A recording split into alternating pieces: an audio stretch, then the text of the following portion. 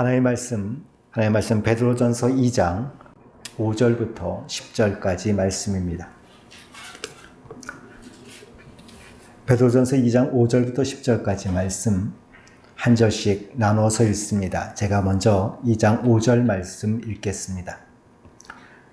너희도 산돌같이 신령한 집으로 세워지고 예수 그리스도로 말미암아 하나님이 기쁘게 받으실 신령한 제사를 드릴 거룩한 제사장이 될지니라.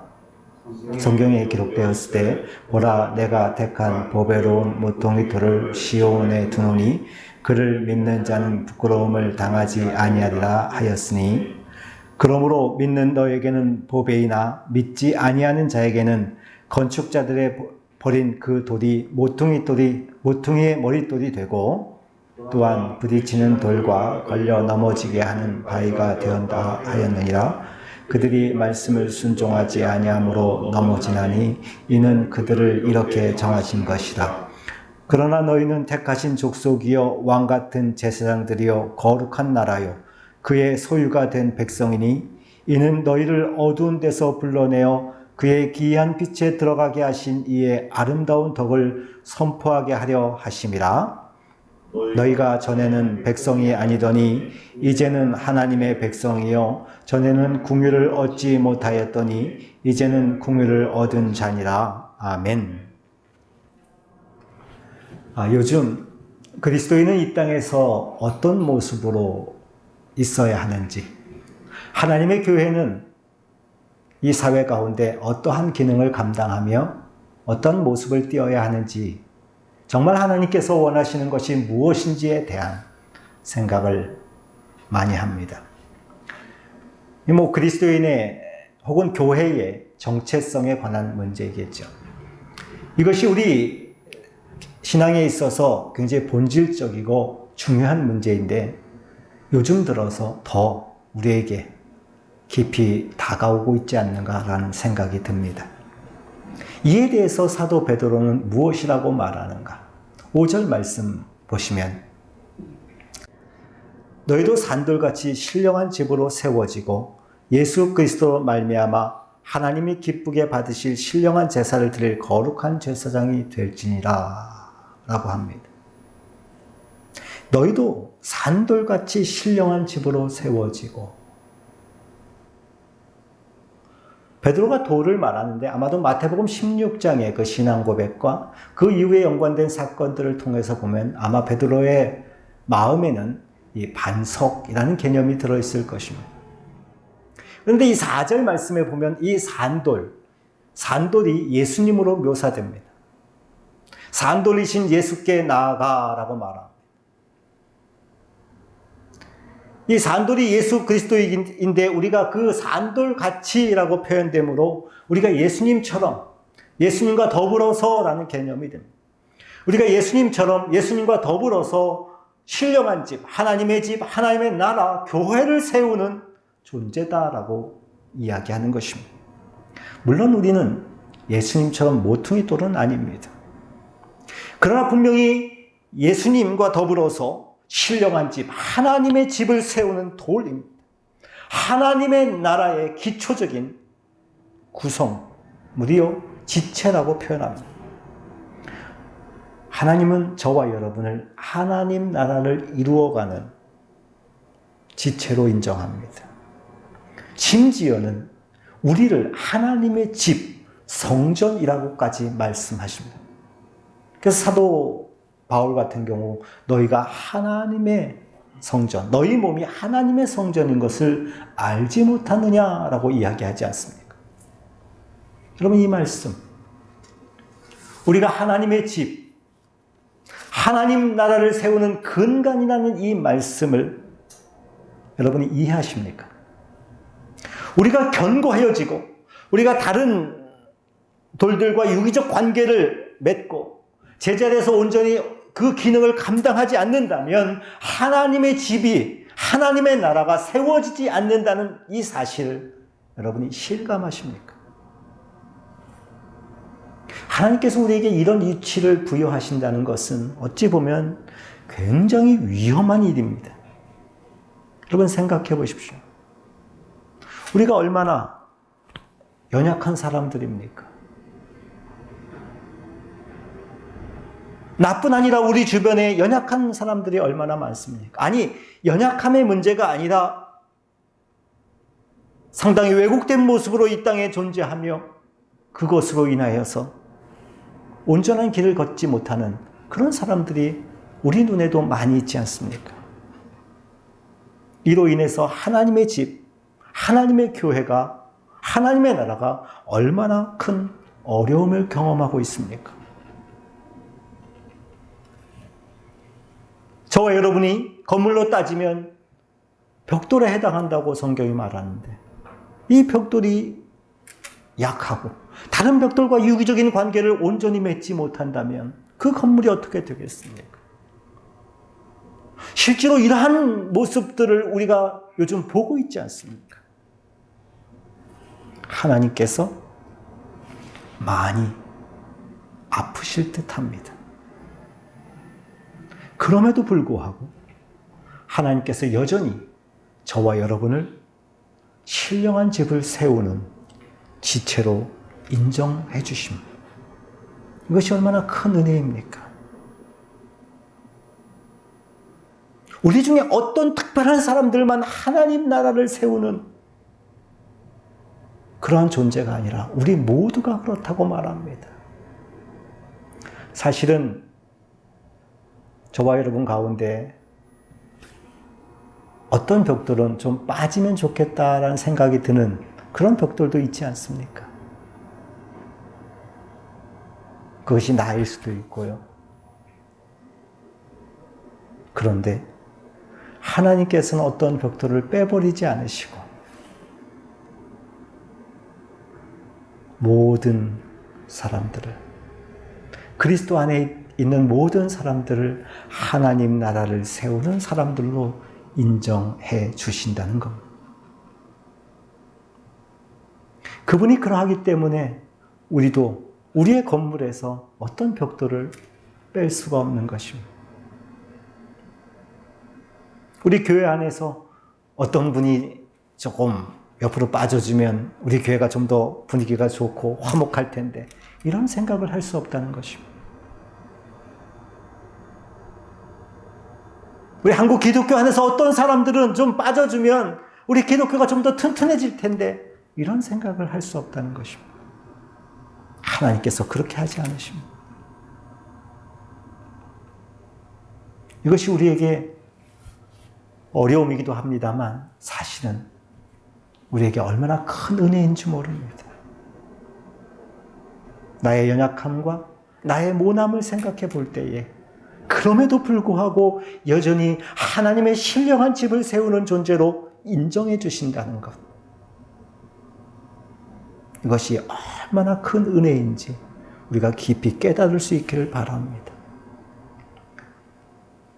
사도 베드로는 이런 우리에게 신령한 제사를 드리는 거룩한 제사장이 되라고 말씀하십니다.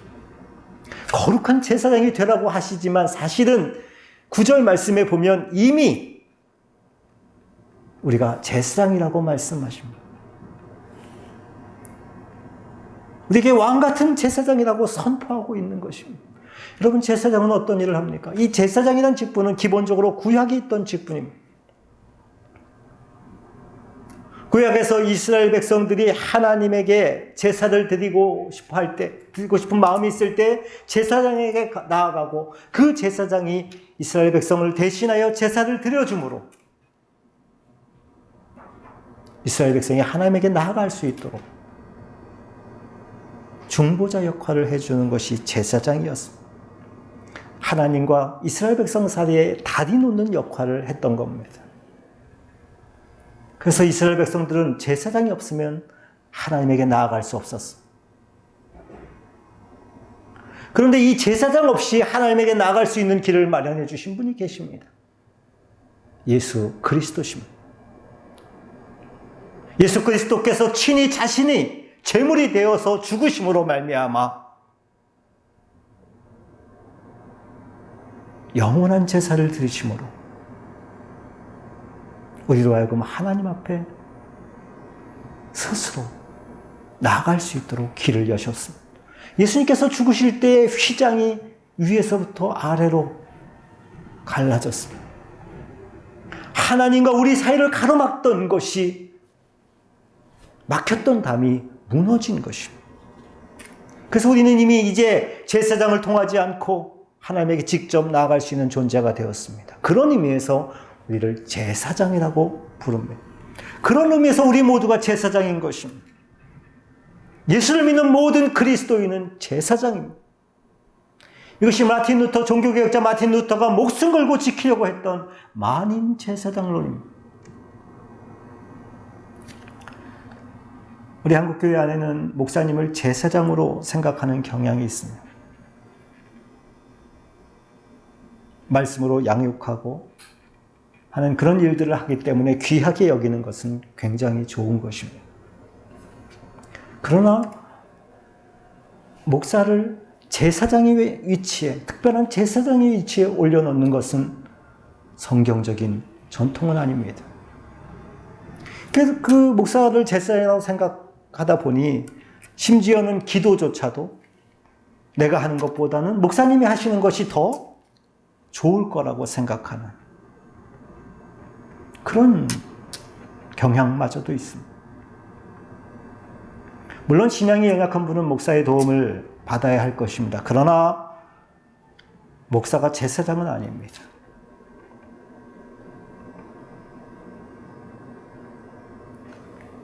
모든 그리스도인이 동일한 제사장입니다. 예수 그리스도의 피로 말미암아 모든 그리스도인이 직접 하나님에게 나아갈 수 있습니다. 그것도 왕 같은 제사장입니다. 이 왕 같다는 말에는 두 가지 의미가 있습니다. 하나는 왕을 섬기는 제사장이다라는 말이고, 또 하나는 그 왕의 신분을 가진 제사장이다라는 의미입니다. 그러니까 그리스도인은 온 우주의 왕이신 하나님을 섬기는 그런 제사장이고, 또한 그리스도인은 온 우주의 왕이신 하나님과 더불어 이 세상을 통치하는 왕의 신분을 가진 제사장입니다. 이 왕 같은 제사장은 거룩한 제사장이 되어야 합니다. 어떻게 거룩한 제사장이 될 수 있습니까? 하나님께 신령한 예배, 신령한 제사를 드림으로 거룩한 제사장이 될 수 있습니다. 신령한 제사는 무엇인가? 거룩한 제사는 무엇인가? 여러분, 제사는 기본적으로 동물을 잡아서 그 동물의 피를 뿌리고 동물의 살을 태우는 그런 의식으로 행해집니다. 그러니까 제물이 죽어야 하는 것입니다. 그런데 오늘 우리가 드릴 거룩한 신령한 제사, 이것에 대해서 바울이 로마서 12장 1절에서 이렇게 말합니다. 너희 몸을 하나님이 기뻐하시는 거룩한 산 제사로 드리라. 이는 너희가 드릴 영적 예배, 신령한 예배니라. 바울이 우리의 몸을 드리는 제사를 말하는데, 특별히 죽이지 않고 살아있는 채로 드리는 제사를 말합니다. 내 몸을 살아있는 채로 하나님께 드리는 것. 여러분, 어떻게 살아있는 채로 제물로 드릴 수 있는가? 그게 로마서 12장 2절이죠.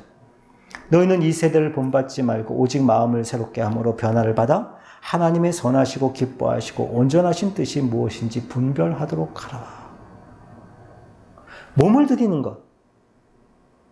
신령한 제사는 영적 제사인데, 영적 제사는 몸을 드리는 것인데, 이 몸을 드린다는 것은 이 세대를 본받지 않고 우리의 마음이 새로워져서 변화를 받아서 하나님의 선하시고 기뻐하시는 그 하나님의 온전한 뜻이 무엇인지 분별하는 것입니다. 우리가 지난 2주 동안에 나눈 대로 거룩하고 성숙해가는 이 일체의 것이 몸을 드리는 것입니다.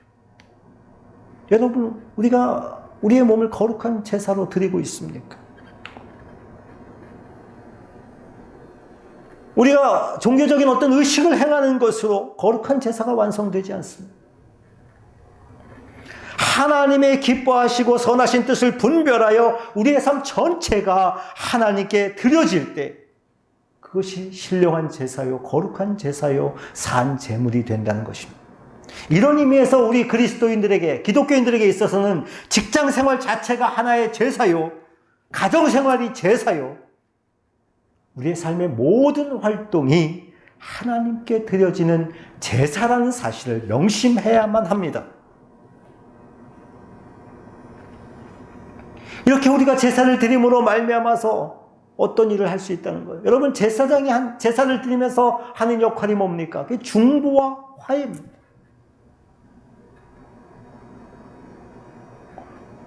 이 중보자라는 건 뭡니까? 불편한 두 존재 사이를 평화롭게 만드는 거죠. 중재해서 화해를 도모하는 겁니다. 이것을 어떻게 하는지 아주 대표적으로 보여준 모범이 예수님 아닙니까? 하나님과 우리 사이를, 갈라진 그 사이를 예수님께서 중보하시고 화해할 수 있도록 그렇게 해주신 것, 이것이 예수님의 제사장적 사역이었습니다. 물론 우리가 예수님과 똑같은 제사장은 아닙니다. 구원자로서의 중보적 역할을 우리가 할 수는 없습니다. 다른 사람의 죄를 대속할 수도 없습니다. 그러나 중보자를 소개함으로 우리가 예수님께서 하셨던 그 제사장의 역할을 소개하는 제사장으로 제사장적 소임을 할 수 있습니다. 여러분, 그리스도인은 세상과 싸우는 사람들이 아닙니다. 하나님에게 세상을 고자질하는 그런 사람도 아닙니다. 세상을 저주하는 존재는 더욱더 아닙니다. 세상에 어느 제사장이 사람들을 저주하고 비난합니까? 구약시대 제사장들조차도 백성을 대리해서 그들의 죄의 짐을 지고 하나님께 나아갔고 하나님을 대신해서 백성들을 축복했습니다. 하물며 왕같은 제사장인 우리가 어떻게 해야 하겠습니까? 오죽하면 성경은 우리를 향해서 우리를 괴롭게 하고 반대하는 사람들을 위해서도 축복해야 한다고 하지 않습니까?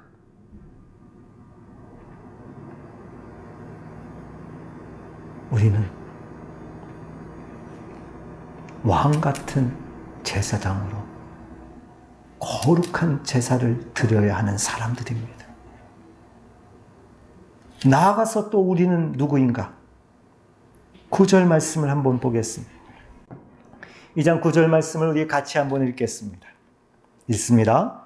그러나 너희는 택하신 족속이요 왕같은 제사장들이요 거룩한 나라요 그의 소유가 된 백성이니 이는 너희를 어두운 데서 불러내어 그의 기이한 빛에 들어가게 하신 이의 아름다운 덕을 선포하게 하려 하심이라. 거룩한 나라고 그의 소유된 백성이다. 여러분, 쉽게 말씀드리면 하나님 나라의 시민이다라는 뜻입니다.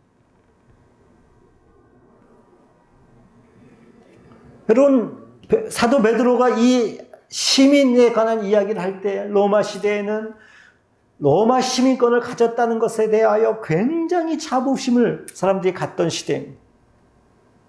세계를 제패한 나라, 세계의 모든 길이 통하는 그 나라이기에 그 나라의 시민권을 가지고 있는 것에 대하여 자부심을 가지고 있었습니다.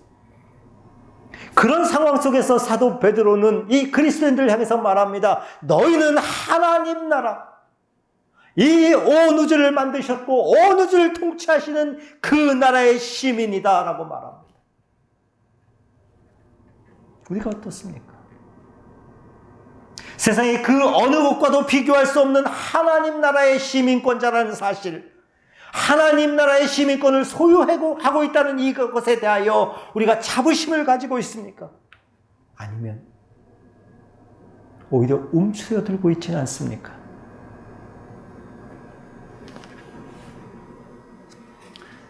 하나님 나라의 시민이란 사실이 결코 자랑스럽지 않은 사실인 것처럼 하나님 나라의 시민이라는 사실 때문에 왠지 움츠러들게 되는 그런 시대를 우리는 살고 있습니다. 왜 그럴까요? 왜 우리의 이 영광스러운 신분이 발휘되지 못하고 왜 하나님 나라의 시민권이 이 세상에서는 빛나지 못합니까? 어떻게 해야 우리의 하나님 나라 시민권이 빛나며 우리가 이 땅에서 아름다운 모습으로 살 수 있겠습니까? 9절 뒷부분을 보십시오. 우리의 하나님 나라의 시민권을 가진 우리의 삶이 빛나지 못하는 이유를 성경은 이렇게 말합니다.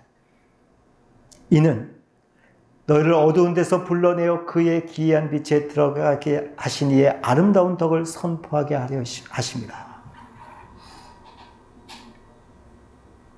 하나님 나라의 시민권을 우리에게 허락하신 이유는 바로 이 일을 하기 위해서 하나님 나라의 시민권을 허락하셨는데 우리가 이 하나님의 아름다운 덕을 선포하는 일을 온전히 하지 못하기 때문에 우리의 시민권이 그렇게 빛나 보이지 않는다는 것입니다. 왜 PPL이라고 하지 않습니까? TV를 보다 보면 이 프로그램을 진행하는 가운데 자연스럽게 그 상품을 노출시켜서 광고하는 것. 우리의 삶에 이 PPL이 없어서 그렇습니다. 저와 여러분의 삶 속에 우리의 교회들의 존재의 모습 속에 나를 하나님 나라의 시민 되게 하신 그 하나님이 내게 행하신 일들을 보여주는 일들이 없기 때문에 그렇습니다. 우리의 삶이 하나님의 아름다운 덕을 보여주는 그런 일을 하지 못하기 때문에 하나님 나라의 시민권이 빛을 발하지 못하는 것입니다.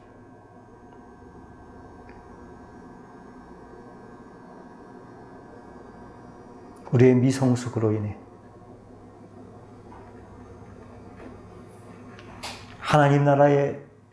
하나님의 공동체, 하나님의 나라가 온전히 신령한 집으로 세워지지 못하고 우리의 삶을 통하여 하나님의 아름다운 덕, 우리 가운데 행하신 하나님의 놀라운 일들이 선포되지 않기 때문에 하나님 나라의 시민권이 빛나지 않는 그런 시대를 우리는 살고 있습니다.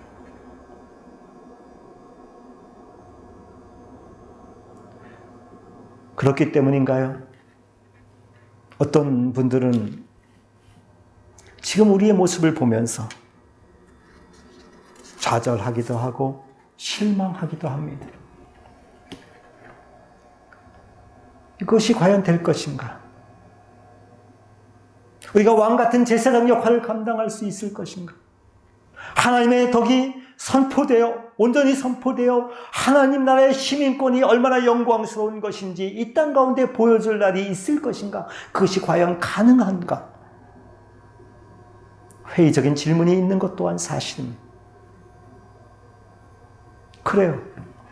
정말 우리의 지금의 모습 굉장히 부족합니다. 우리의 이 모습이 하나님의 집을 세우고 하나님의 아름다우심을 전하는 것이 과연 가능할지 의심을 가질만 합니다. 그러나 저는 믿습니다. 결국 우리를 제사장으로 세우시고 하나님 나라의 시민으로 세우신 그 하나님으로 인하여 우리는 온전한 제사장으로 세워질 것이고 우리의 시민권은 빛나게 될 것입니다. 왜 그렇습니까? 이 모든 일이 하나님의 궁율로 말미암아 성취되기 때문에 그렇습니다. 우리 10절 말씀 같이 한번 읽겠습니다. 10절입니다. 시작. 너희가 전에는 백성이 아니더니 이제는 하나님의 백성이요 전에는 궁유를 얻지 못하였더니 이제는 궁유를 얻은 자니라. 지금 나의 모습, 우리의 모습, 우리 한국교회의 모습 이런 것들 때문에 실망하지 않으셔도 됩니다. 좌절할 수 없습니다. 우리는 하나님께서 긍휼히 여기시는 하나님의 백성이기 때문에 그렇습니다. 오늘 우리가 그리스도인이 된 것, 이것도 우리가 하나님 앞에 온전하여 하나님 앞에 자랑할 만하여 사람들에게 칭찬받을 만하여 그렇게 된 것이 아니라 하나님께서 우리를 긍휼히 여기셔서 내게 벌을 주시는 것이 당연한데 그렇게 안 하시는 하나님의 긍휼 때문에, 부족을 질책으로 메꾸시는 것이 당연한데 그렇게 안 하시는 긍휼하신 하나님, 실패를 멸망으로 답하시지 않으시는 그 긍휼의 하나님 때문에 우리가 그리스도인이 되었습니다.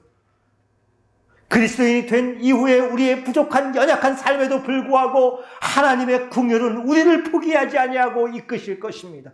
그리하여 결국은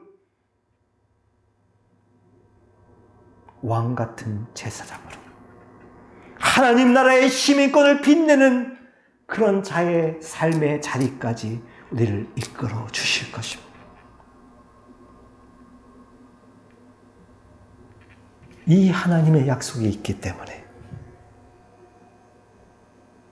이 일을 행하시는 하나님의 성품 때문에 우리는 여전히 기도할 수 있습니다. 하나님, 나를, 우리를, 우리 한국교회를 불쌍히 여겨 주옵소서.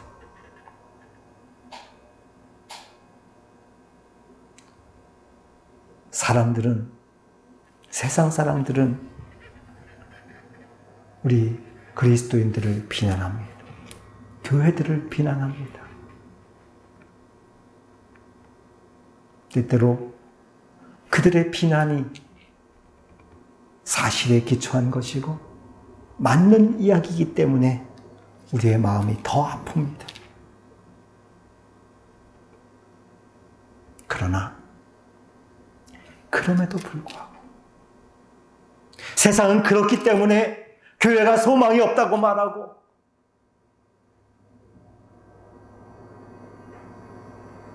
이 땅에서 없어져야 할 존재인 것처럼 말하지만, 그러나 그럼에도 불구하고 하나님의 긍휼이 우리를 붙들고 있기 때문에, 긍휼하신 하나님이 나의 하나님이기 때문에, 하나님께서 여전히 우리를, 여전히 이 한국교회를 불쌍히 여기시기 때문에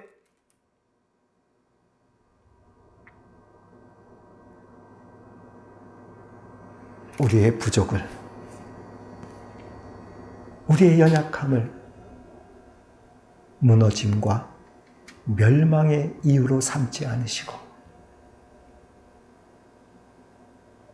우리로 하여금 다시 일어나게 하시고, 아니 이전에 우리에게 약속된 그 약속들을 성취하심으로 우리를 왕같은 제사장의 자리에 서게 하시고 빛나는 하나님의 시민권자이심을 보일 수 있도록 우리를 이끌어 주실 것입니다. 인생의 궁극적인 성공은 주권자이신 하나님, 모든 만물을 주관하시는 하나님, 그 하나님이 불쌍히 여기는 사람이 받는 선물입니다.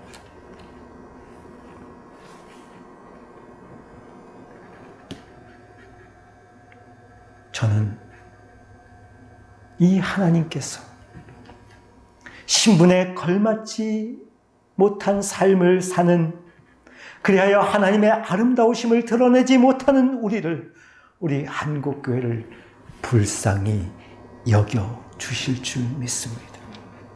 오늘 우리가 해야 할 일은 긍휼히 여겨 주시는 하나님, 그 하나님 앞에, 그 하나님을 바라보며 하나님의 아름다우심을 드러내는 삶으로 우리가 나아갈 수 있도록 우리를 불쌍히 여겨달라고, 긍휼히 여겨달라고, 하나님 나를 불쌍히 여기시고 우리 교회를 불쌍히 여겨주시고 우리 한국교회를 불쌍히 여겨달라고 기도하는 자리에 나아가는 것입니다.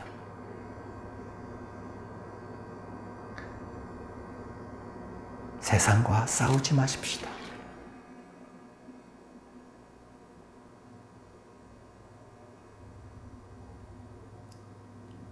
우리가 한 일을 몰라준다고 투정하지도 마십시다. 왜 우리를 왜 오해하느냐고 항변하지도 마십시다.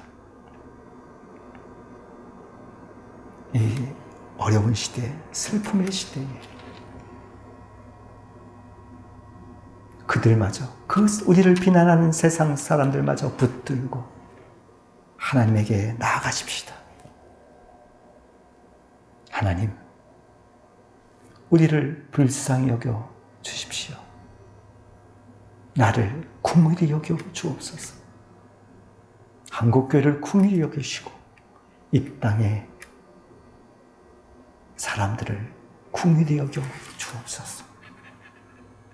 이것이 제사장으로 부름받은 저와 여러분이 오늘 하나님에게 드려야 할 기도입니다.